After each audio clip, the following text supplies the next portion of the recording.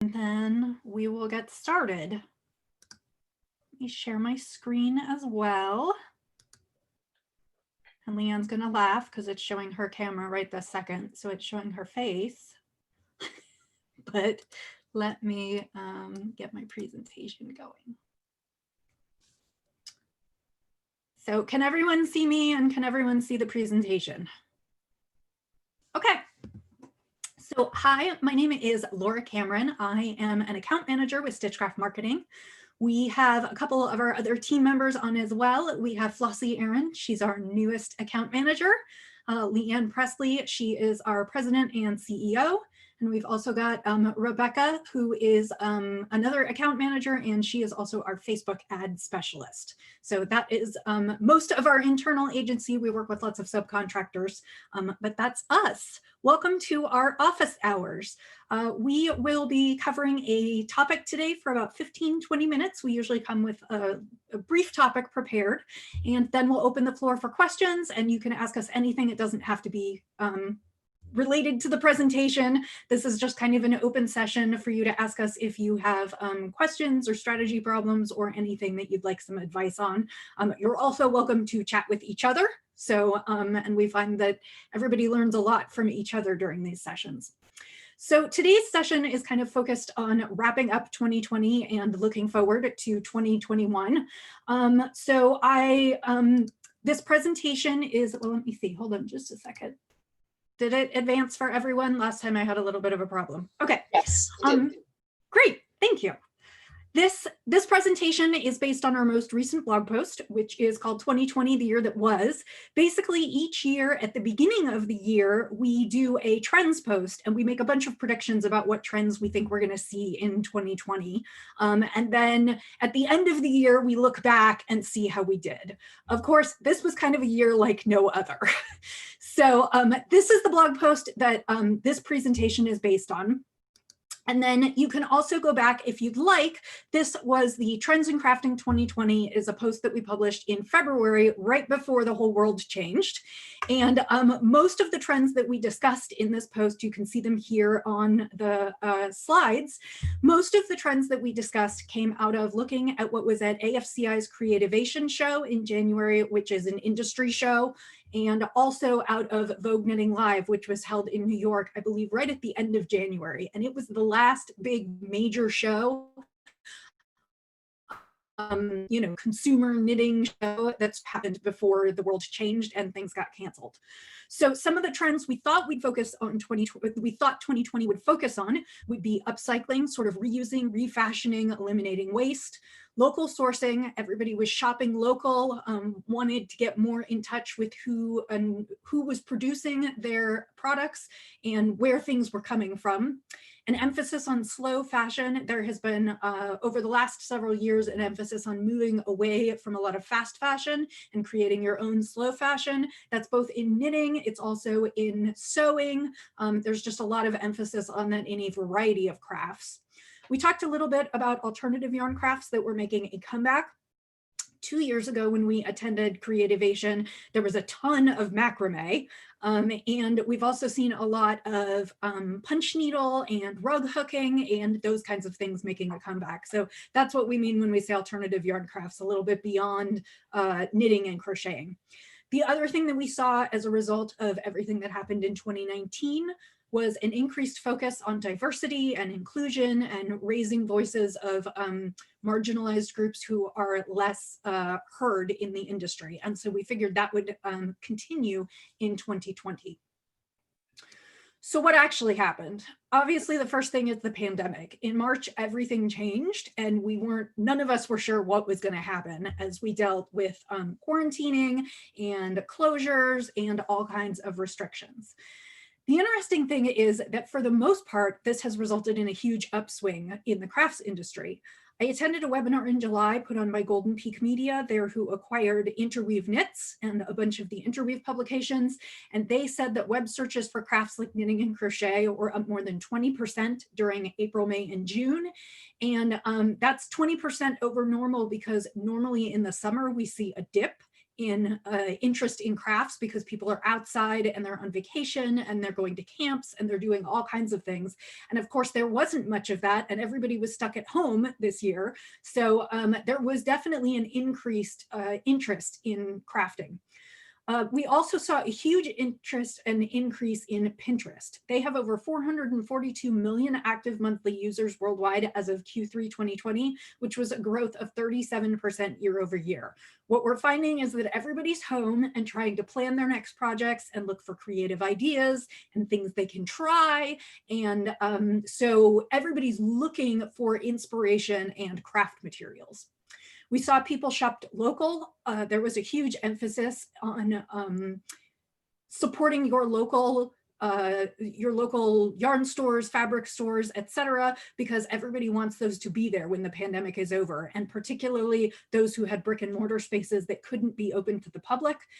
Those that focused on like one-on-one FaceTime shopping, getting their website and e-commerce really up to snuff, offering things like curbside pickup, contactless pickup, those folks did really, really well in the industry. So that's not to say that there won't be some closures out of this, and there haven't already been some, but people who were very able to serve their local community in new and exciting ways did very well this year. We also saw trends on reducing, reusing, recycling. Materials were sometimes in short supply. There have been yarn shortages of various types for dyers across the nation. Getting materials from overseas, shipping has been delayed. There were several months where everything was basically shut down in China, which meant nothing was coming out of there. We've also seen delays in things like plastics, which can be used for a variety of things. For instance, Eucalan is one of our clients, and they were having problems producing wool wash for two reasons. One is they couldn't get bottles, plastic bottles, to package it in, and two, they produce the person who helps synthesize their wool wash is actually a pharmaceutical laboratory, and so they had switched to producing sanitizers and other things for the pandemic. So we saw lots of people reducing and reusing what they were doing at home, and I also cited an interesting article from Vogue Fashion magazine talking about how the trends that are carrying over to 2021 with people reducing and reusing and recycling fabrics from the 2020 season because they weren't able to get new supplies, and trying to use up scraps and just place an emphasis on kind of upcycling everything. So that's a little bit about what actually happened this year. We also saw a huge emphasis on video. Now, we have been bullish on video for the last several years. We really think that's where everything's at. All of the platforms that we support are skewing their algorithms to favor more video production. So we're talking everything from Facebook and Instagram Live to Instagram introduced Reels this year. TikTok has grown by leaps and bounds, particularly during the pandemic. Zoom, which is a popular, which we're on now, obviously, they have announced a 354% year over year growth as part of Q2. So that was April, May, and June. So we're just seeing a lot of people creating virtual opportunities, even more so now that the opportunity to gather in person is lessened. We've seen lots of people do craft nights. We've seen a lot of the festivals go virtual, offering classes and opportunities to meet and interact with vendors. And all of that is happening more or less over video and live streaming. So we saw businesses who really sort of made an investment, or I won't even say a monetary investment, but a time investment in learning how to use those and embracing those. They were able to reach their customers the best. So now the question is, what's coming in 2021? And I know between the election and the pandemic and news of the vaccine, we're not exactly sure what state the world is going to be in. That said, I've looked quite closely at several social media trends reports, sort of on predictions for 2021. And one that I really liked was the social media trends report from HubSpot. It is free to download, so if you're interested in looking at it, you're welcome to go look at it. There is a link in this presentation. And if anyone is interested in this presentation, since I put a bunch of links in, if you'd like to receive it after this, go ahead and leave your email address in the chat. And can one of my team just pull those email addresses? So that I can send that, I'll send out the deck afterwards so you have all of these links. The big thing that I pulled from the social media trends report was they talked about the 4 C's of COVID-19 content, and they emphasize those as community, contactless, cleanliness, and compassion. And they think these are going to be the 4 C's that companies should focus on in 2021 because this is what customers are looking for. And once I finish with this slide, I have some ideas about how you could take that and put that into your business. According to Marketing Week, trust is more important than ever. And so it's important to act honestly and transparently at this time. Companies who are just out for sales or who are not putting in safety protocols in place and sort of ensuring that everyone they interact with, including their employees, are healthy and safe, those companies are not doing well. Like we said here, 78% of consumers believe brands should help them in their daily lives. 75% brands say brands should inform people of what they're doing, and 74% think companies should not exploit the situation. So just something to think about as you move forward in 2021. So the 4 C's, what does this look like? So for community, you want to continue to use media and video resources to create connections. Think about trunk shows, unboxings, project inspiration, even rearranging the store, new products coming in, new designs that you're working on. All of those kinds of things are, people are looking for content to consume, and they are looking to be inspired to create their own things. So, you know, the more you can use media and video resources to give your customer an experience that normally they might have had in your store or in person in a class with you, the better off you'll be. And I do think that even when we can go back to gathering in person, which my guess is we'll do some of in 2021, although I think kind of the big shows are probably not likely to return just yet, I really do think there will also be some of this will need to continue, because there are quite a few people who can't get out and access resources in person. And we've seen a lot of growth in those areas of people who are able to take advantage of virtual opportunities that didn't have opportunities before. The other thing that we've thought about is craft-alongs, encouraging customers to participate, giving them a project pattern and materials to make something, and then also encouraging people who have been your customers to work from stash at home. Not everyone is in the position to buy craft materials right now, and sure, it's it's not super fun if you're a yarn store owner when someone brings in some big box yarn and asks for help with it. At the same time, you want to create a community with your patrons, and the customers who can't buy now will be able to buy again another day. So if they have fond memories of being included right now, they will be more likely to come back and purchase from you when they have the means to do so. So contactless, again, offering online purchasing opportunities to ship goods or do some kind of curbside or contactless pickup. I think we're going to still see that as a way to go in the future. There are always, unfortunately, there are probably going to be more viruses in the future. We already see some of this in flu season. Sometimes we have particularly bad flu seasons. I mean, I think these options are important to keep as part of your expanding repertoire to reach your customers and kind of serve everyone. Cleanliness. You know, shops that make a commitment, shops and businesses that make a commitment to both keeping their employees safe and their customers safe are going to fare better. Encouraging mask wearing for customers and employees, offering opportunities to sanitize your hands, cleaning all the surfaces, using things like protective face visors and plexiglass dividers, and floor markings to indicate social distancing or directing traffic. All of those are seen as you taking what's going on in the world seriously and making a commitment to keep your employees and your customers safe. So I think having a reputation for doing those things is not going to hurt you. It's only going to help you. And finally, compassion.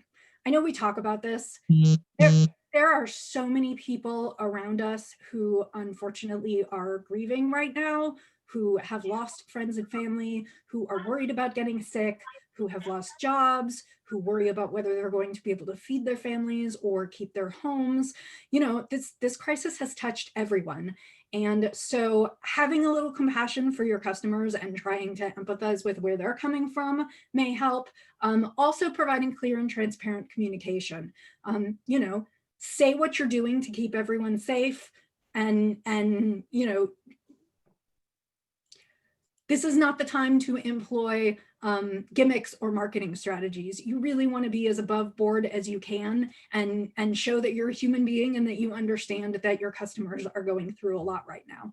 So, I mean, I don't say that you shouldn't let them take advantage of you. However, just some simple understanding goes a really long way in terms of forging a meaningful connection, which will be useful in the future. So that's pretty much all I've got right now. I am going to stop the screen share, and then if you have any questions about the presentation or about anything else, we are here for you. So you're welcome to unmute yourselves or add, turn on your video or whatever else. Thanks, Laura. That was really helpful.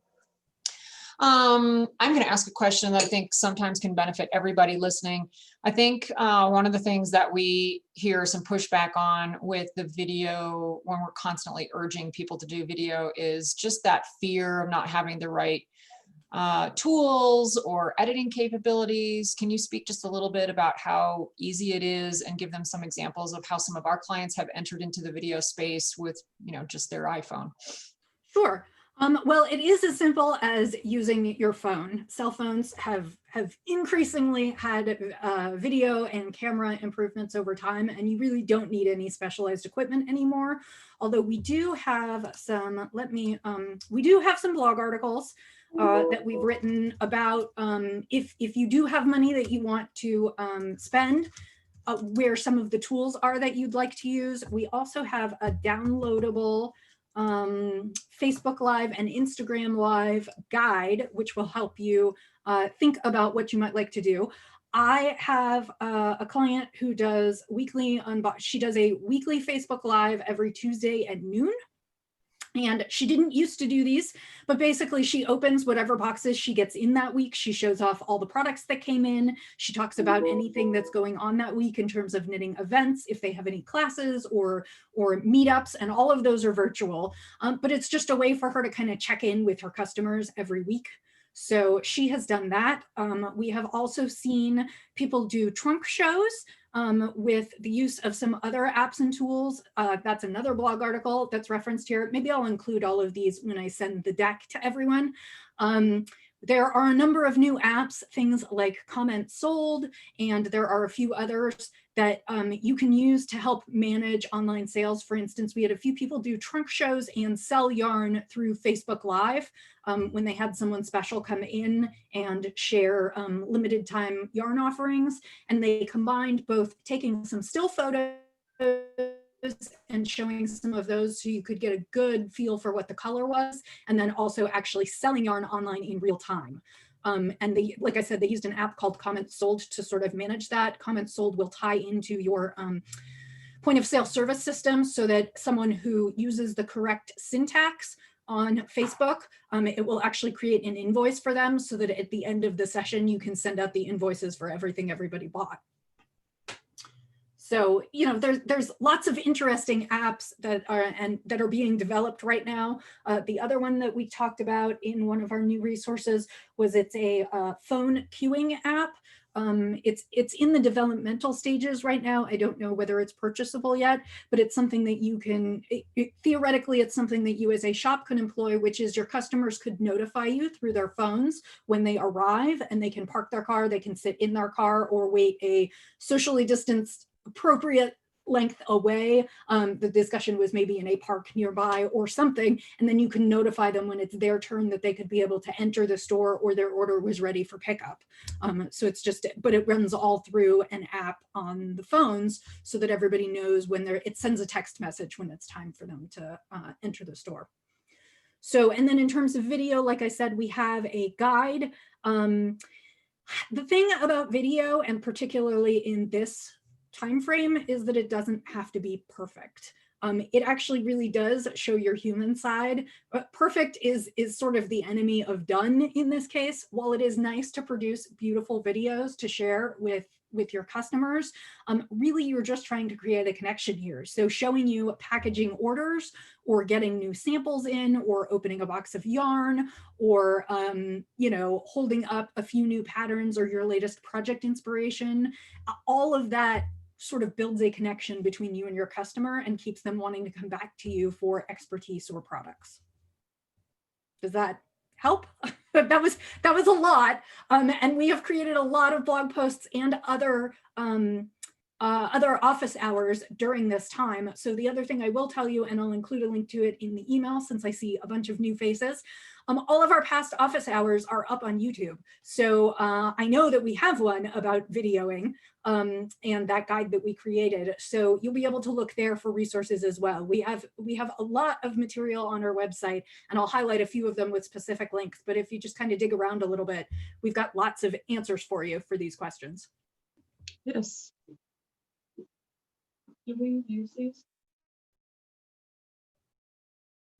Thanks, Laura. Anybody else that might have questions, feel free to raise your hand or come on video or unmute yourself. As Laura said at the top of the hour, this is your time to lean on us for any challenges, marketing challenges, business challenges that we might be able to help you with. Even it can be outside of the scope of the topic today. So feel free to take advantage of that. You can also put questions in chat if you prefer. I guess I can throw out a question just to the group, to the folks that are on the call. Are you having any particular challenges right now through the holiday season with your online sales, you know, particular hurdles that you're experiencing or other things you've been thinking about that, or maybe your sales aren't quite what that you thought they were, or maybe hopefully in the converse, your sales are great and you're having trouble shipping, or I'm just kind of curious what sort of challenges people are experiencing right now.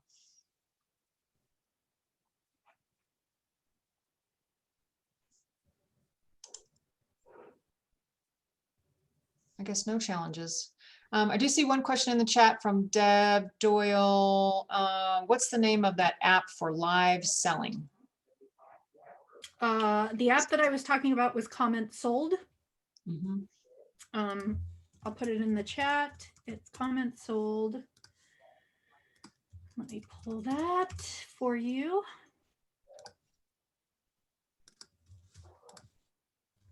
It's here.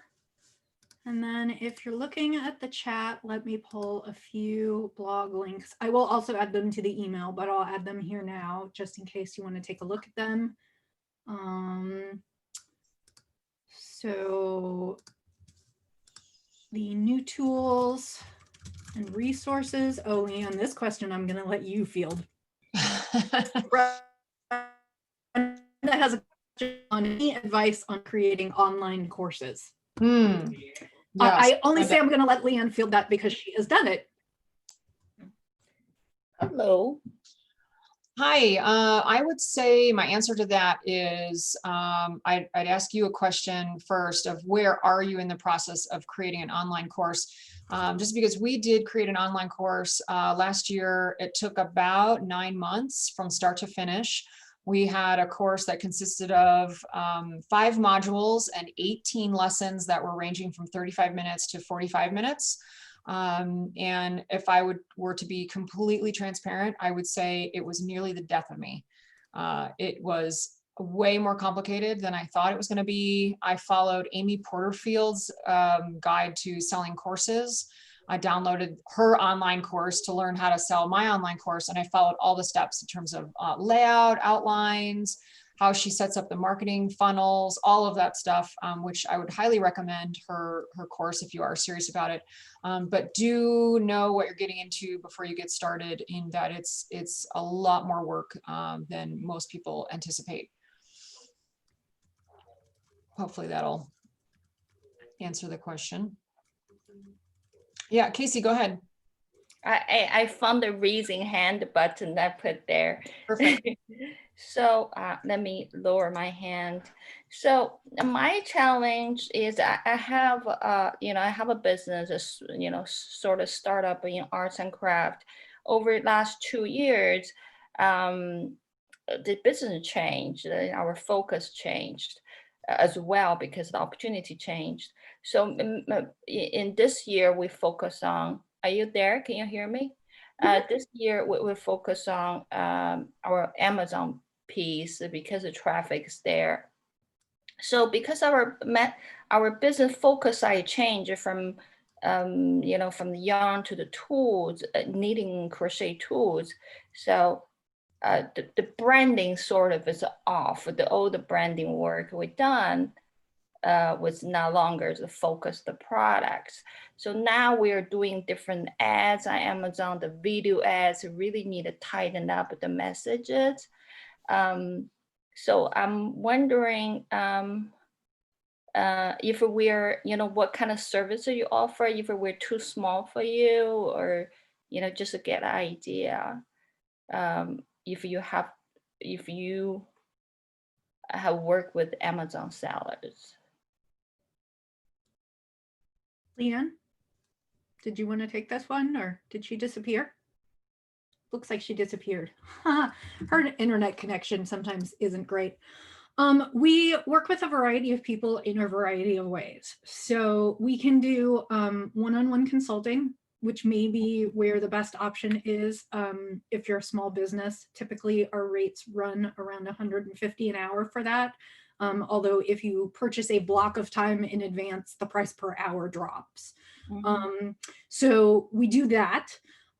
We typically, when we start to engage with a customer, the other thing that we sometimes do is a strategic analysis, which is we look at where you're at and where all of your competitors are at. And we put together a deck on what we think our best recommendations are for how you can move forward, along with feedback on all of your current social media presence and selling and those kinds of things. And we can focus pretty narrowly in on specific platforms if that's what you're interested in. And then we kind of go all the way up to, we do have clients who engage with us monthly. That ends up being more, most of that starts at around $1,000 a month. Typically what we do a lot of is social media strategy and execution. So that's kind of our sweet spot. Posting on Instagram, Facebook, Pinterest, helping you craft messages, creating blog posts and content to support all of that. We haven't specifically worked with Amazon sellers, although we do have some clients who have an Amazon shop as part of their business. In general, I think we work with more who have some sort of established business elsewhere, but may also sell on Amazon. Yes, yeah. So I don't know if any of that helps. We can certainly, if you're interested in talking about it, we can set up just a free consultation to learn a little bit more about what you might like and a little bit more about how we can fit into that. And we can do that pretty much anytime. And like I said, that's just a free, That minutes is where we very talk about helpful. be able to do together. Probably Okay. one-on-one consulting for now to get idea, the scope of the work, what we need, and we go from there. Okay. Well, I think I have your email address. I probably signed up with different email addresses. They will all come to me, whatever you have. Okay, I'm not sure whether we do. If you'd like, if you put your email address in the chat, I can send you a copy of today's presentation, and then you'll also have my email address, and we can communicate that way. Okay. Does anyone else have any questions or? Actually, I have a question. Sure.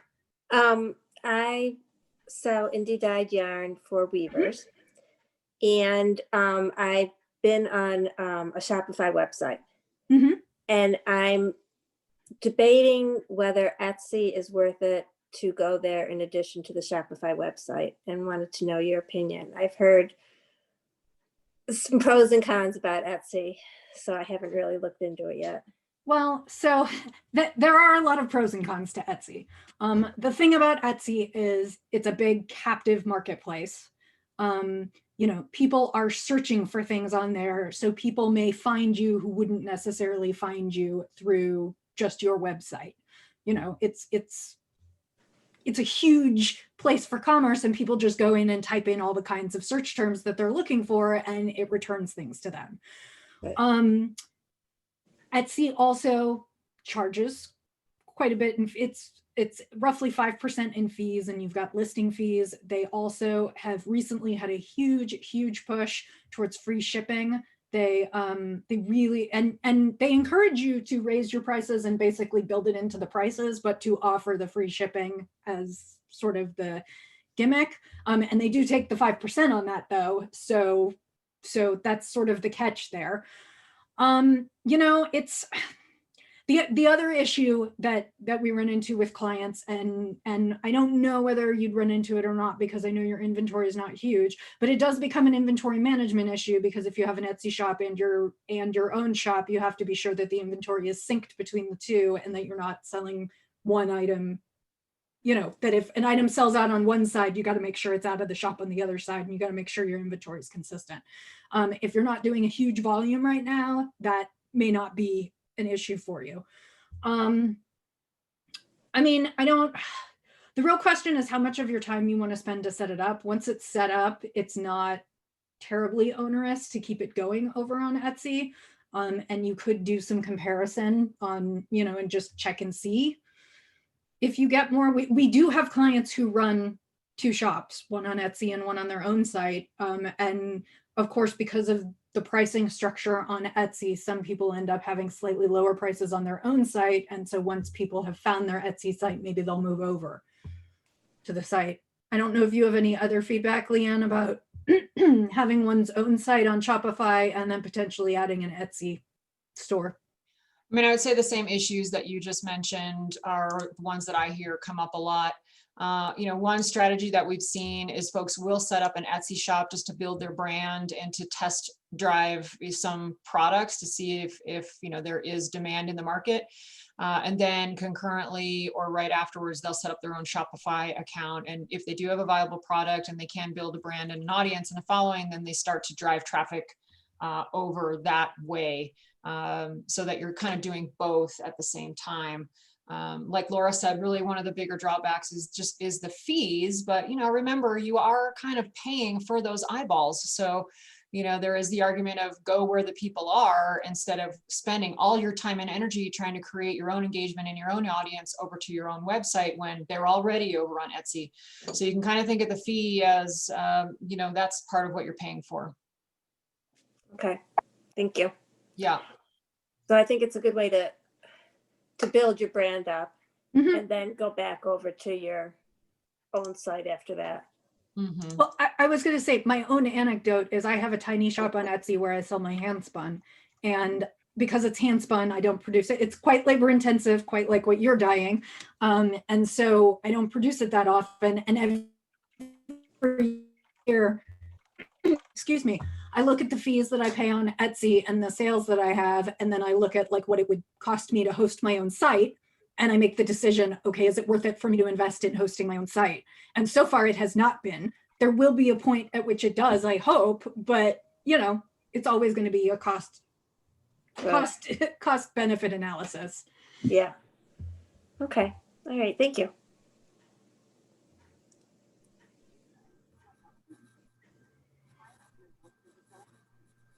Well, sort of a last call if anyone has questions, either for us or for each other. I will tell you, we have plans to go forward. I think in the new year, we're probably going to start to meet once a month rather than bi-weekly. And I can tell you, I don't have a date picked yet, but it will probably be the second week in January, not the first full week, but the second week in January. And if you have tuned in with us for a while, Earlier this year, we created some Facebook, Instagram, and Pinterest guides, and that was between 4 and 6 months ago. And so I'm going to update the what's new section, all the things that have happened in the last 6 months, the recent changes. And so we'll highlight some of those for you in our next office hours session, so you can see kind of what's coming in the new year and how you might want to change your strategy going forward. So otherwise, happy holidays. We wish you a happy and healthy new year, and here's to a better 2021. Yeah, for sure. For everyone. Thank you for doing that, Laura. And I will just apologize. My cutting out during the Casey's question, I had to answer my door really quickly. So Casey, if you feel like there's any more input that I can provide for you, just feel free to email me at email address leanne@stitchcraftmarketing.com. And I'm always available to just jump on a call with anybody, 15 minutes, 30 minutes. If you do want to have a one-on-one with me, I'm happy to do that. So I apologize for that. But yeah, hope everybody has a wonderful, happy holiday. Thanks for everybody for coming. And thank you, Laura, for putting this together, and look forward to seeing all of you on our next office hours. Thanks so much.